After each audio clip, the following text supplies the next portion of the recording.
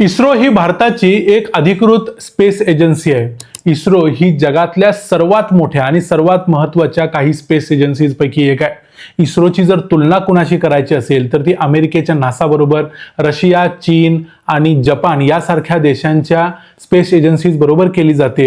एवढी महत्त्वाची space agency ज्याच्यामध्ये सर्वात जास्त लोक एम्प्लॉयड आहेत. आता यामध्ये असंही आहे की इस्रोमध्ये एखादा जॉब मिळणं म्हणजे एक सायंटिस्टची चांगली ऑपॉर्च्युनिटी मिळणं, त्याचबरोबर चांगले सॅलरी मिळणं, या सगळ्या गोष्टी असताना देखील मागच्या काही दिवसांपासून एक बातमी येते, ती म्हणजे इस्रोमध्ये मागच्या काही महिन्यांमध्ये 100 पेक्षा जास्त अत्यंत महत्त्वाच्या वैज्ञानिकांनी राजीनामा दिलाय. आता इस्रो सारख्या संस्थेत इतक्या लोकांनी राजीनामा का दिला असेल? आणि हे सगळे एंट्री लेवलचे किंवा खालच्या स्तरावरचे वैज्ञानिक नाहीत, तर हे अत्यंत महत्त्वाच्या प्रोजेक्टवर काम करणारे लोक आहेत. त्यामुळे या लोकांनी अचानकपणे राजीनामा का दिला? सरकारनं हे राजीनामे टाळण्यासाठी मग त्याच्यावरती ऍक्शन पण घेतलेली आहे.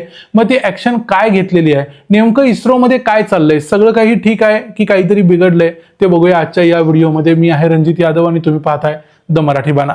इंडियन स्पेस रिसर्च ऑर्गनायझेशन म्हणजेच इस्रो ही 1962च्या वगैरे दरम्यान स्थापन झालेली भारतातली एक महत्त्वाची संस्था होती. विक्रम साराभाई यांच्या प्रयत्नातून ती उभा राहिलेली होती. इस्रोमध्ये आज घडीला जवळजवळ 14,600 लोक काम करतात. आता हे 14,600 सगळे काही शास्त्रज्ञ नसतात, त्यामध्ये सर्व प्रकारचे लोक झाले. पण या 14,600 पैकी फक्त 100 लोक सोडून गेले म्हणून काय प्रॉब्लेम आहे? तर हे 100 लोक काही 14,600 मधले क्लेरिकल लेवलचे लोक नाहीत. हे 100 लोकांच्या मध्ये जर बघितलं तर UR राव स्पेस सॅटेलाइट सेंटर जे आहे हे बेंगलोरला आहे. तिथं 1339 कर्मचारी आहेत, त्यातले 80 लोक सोडून गेलेले आहेत. म्हणजे जर टक्केवारीत काढायचं तर UR राव सॅटेलाइट सेंटर मधले 6% कर्मचारी मागच्या काही महिन्यात सोडून गेलेले आहेत. याच्याशिवाय Vikram Sarabhai satellite centre space research centre तिथले 20 लोक सोडून गेलेले आहेत. याच्याशिवाय मोठ्या पदांवर काम करणारे जे महत्त्वाचे लोक आहेत ते देखील सोडून जात आहेत. यामध्ये LVM-3 जो लॉन्च व्हेकलचा प्रोजेक्ट आहे त्याच्यावर काम करणारे जे प्रोजेक्ट डायरेक्टर होते त्यांचं नाव आहे व्हिक्टर जोसेफ, ते देखील सोडून गेलेत. याच्याशिवाय चांद्रयान-3 चे जे प्रोजेक्ट मॅनेजर होते त्यांचं नाव आहे आदित्य रल्लापल्ली, हे देखील सोडून गेलेत. म्हणजे इतके महत्त्वाचे लोक सोडून जात आहेत. असं नाही की एंट्री लेवलची लोक सोडून जात आहेत. म्हणजे मग एवढ्या लोकांच्या मुळे जाण्यामुळे एक ब्रेन ड्रेन होतो. म्हणजे इस्रोची जी एक लेवल होती ती लेवल थोडीशी कमी होते आणि त्याच्यामुळे काही प्रॉब्लेम्स पण क्रिएट झालेत. जर तुम्ही बघितलं असेल तर मागच्या काही महिन्यांमध्ये इस्रोने जे PSLV C61, PSLV C62 हे जे लॉन्च केलेले होते सॅटेलाइट्स, ते दोन्ही देखील फेल झालेले होते. आणि या घटना वारंवार घडतायत, कारण याच्या अगोदर राजीनाम्याचं सत्र एवढ्या मोठ्या प्रमाणावर नव्हतं. 2012 ते 2026 पर्यंत फक्त 700 लोकांनी राजीनामा दिलेला होता इस्रोमध्ये. पण या काही महिन्यातच 100 लोकांनी राजीनामा दिलाय आणि तेही वरच्या लेवलच्या. त्यामुळे भारत सरकारचे काही महत्त्वाचे जे प्रोजेक्ट्स आहेत ज्याच्यामध्ये गगनयान आहे, चंद्रयान-4 आहे, याच्याशिवाय भारताचं अंतरिक्षमध्ये एक स्टेशन म्हणजे ज्याला आपण इंडियन स्पेस स्टेशन म्हणतो अशा प्रकारचं स्टेशन उभं करायचं आहे. यासारखे महत्त्वाचे सगळे प्रोजेक्ट रखडणारच आहेत आणि तो एक फटका भारत सरकारला आणि एकूणच भारत देशाला बसणार आहे. कारण सायंटिस्ट हे आपल्या देशातले सर्वोच्च पदावर असणारे लोक आहेत आणि ते जर सोडून जात असतील तर खूप मोठा धक्का आपल्या इस्रोला बसणार आहे. त्यामुळे भारत सरकारनं आता याच्यावरती ऍक्शन घ्यायचं ठरवलंय. कारण एवढे सगळे लोक अचानक सोडून जात असतील तर ते भारत सरकारला परवडणार नाही. म्हणून सरकारनं म्हणजे डिपार्टमेंट ऑफ स्पेस अंतर्गत हे इस्रोचं सगळं चालत असतं. त्यामुळे डिपार्टमेंट ऑफ स्पेसने एक नोटिफिकेशन काढले आणि सांगितले 2020ला आम्ही जे डिसेंट्रलायझेशन केलं होतं, ज्यामध्ये आम्ही सांगितलं होतं की ज्याला कुणाला राजीनामा द्यायचा असेल तो जिथं काम करीत असेल तिथल्या हेडक्वार्टर्सला तुम्ही राजीनामा तुमचा पाठवा आणि ते तुमचा मंजूर करतील. पण आता याच्यावरती बंदी घातलेली आहे. सरकारनं सांगितलंय की जर कुणी राजीनामा दिला असेल तर त्याचा जो प्रोजेक्टवरती तो काम करतोय तो प्रोजेक्ट कंप्लीट झाल्याशिवाय त्याला देता येणार नाही.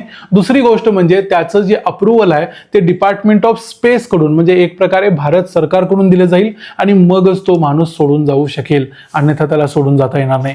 पण हे सगळं होतंय का हे शोधलं पाहिजे. आणि हे सगळं होण्याचं महत्त्वाचं कारण हेच आहे की प्रायव्हेट प्लेयर्सचा मागच्या काही वर्षांमध्ये झालेला उदय.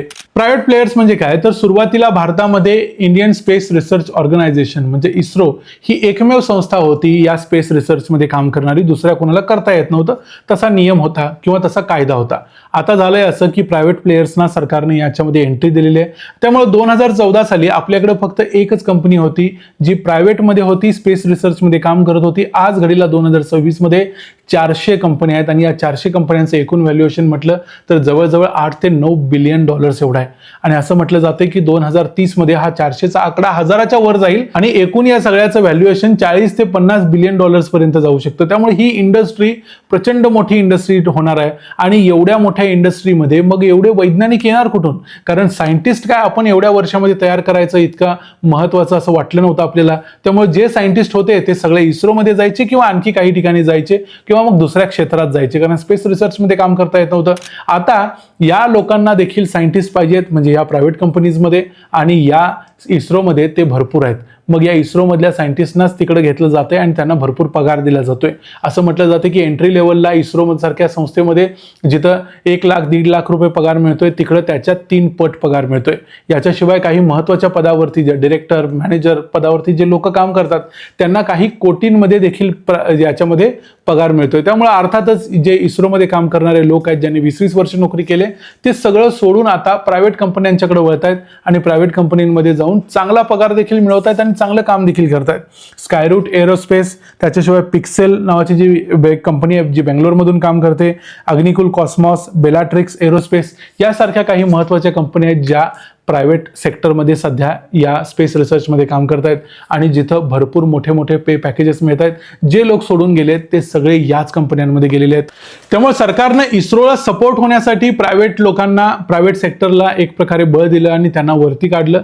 पण प्रत्यक्षात आता प्रायव्हेट सेक्टरच इस्रो समोर एक चॅलेंजर म्हणून उभा राहिला आहे. त्यामुळे इथं फक्त फंडिंगचा प्रश्न असेल तर प्रॉब्लेम हा सरकारला भविष्यात होऊ शकतो की हे जे सगळे लोक सोडून जात आहेत हे सगळे प्रायव्हेट कंपनीजमध्ये काम करतील आणि सरकारकडे तेवढ्या क्वालिटीचे लोकच शिल्लक राहणार नाहीत.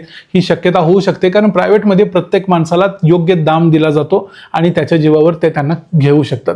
दुसरी एक गोष्ट याच्यामध्ये नॅशनल सिक्युरिटी. जर प्रायव्हेट कंपनीमध्ये एखाद्या परकीय संस्थेनं किंवा परकीय देशानं इन्व्हेस्ट केलं, त्याच्यामध्ये जास्तीत जास्त लोकांना भारतातल्याच वापरलं आणि त्यांचा वापर करून घेतला तर त्याचं नुकसान होऊ शकतं. कारण हे जे लोक आहेत जे इस्रोमध्ये अगोदर काम करत होते, ज्यांनी 20-20, 30-30 वर्ष इस्रोमध्ये काढलेले आहेत, त्यांना खूप काही महत्त्वाचे भारताचे सिक्रेट्स माहिती आहेत. ते सगळे सिक्रेट्स या प्रायव्हेट प्लेयर्सना देखील कळू शकतात आणि त्यामुळे ते बाहेर देखील जाऊ शकतात. हा एक धोका याच्यामध्ये संभवतोय.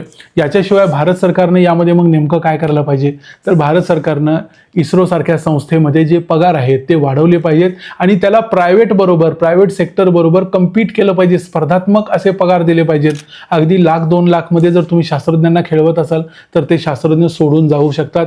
अर्थात अगोदर संधी नव्हती, आता आहे म्हटल्यानंतर ते जातीलच ही शक्यता आहे. त्यामुळे सरकारनं हे पगार वाढवले पाहिजेत. बँक कर्मचारी किंवा इन्शुरन्समध्ये काम करणारे जे कर्मचारी असतात त्यांच्या लेवलवर जर तुम्ही शास्त्रज्ञांना ठेवत असाल तर तो एक प्रकारचा गुन्हा आहे सरकारच्या लेवलवरती, असं मी म्हणतोय. कारण शास्त्रज्ञांच्याकडे खूप काही महत्त्वाच्या गोष्टी असतात, सिक्रेट्स असतात. त्यांना तुम्ही या इतर कर्मचाऱ्यांच्या, क्लेरिकल कर्मचाऱ्यांच्या किंवा सरकारी जे बाबू आहेत छोटे मोठे कार्यालयात काम करणारे त्यांच्याबरोबर ठेवू शकत नाही. याची जाणीव सरकारला झाली पाहिजे आणि सरकारने याचा सिरियसली विचार करायला पाहिजे. हे जे सगळे शास्त्रज्ञ सोडून चाललेले आहेत त्याच्यामध्ये सरकारची काही चूक आहे की याच्यामध्ये इतर काही कारण आहे ते तुम्ही आम्हाला कमेंट्समध्ये जरूर सांगा. व्हिडिओ आवडला असेल तर व्हिडिओला लाईक करा, चॅनलला सबस्क्राईब करा. पुन्हा भेटू पुढच्या व्हिडिओमध्ये. तोपर्यंत पाहत राहा द मराठी बाणा. जय हिंद, जय महाराष्ट्र.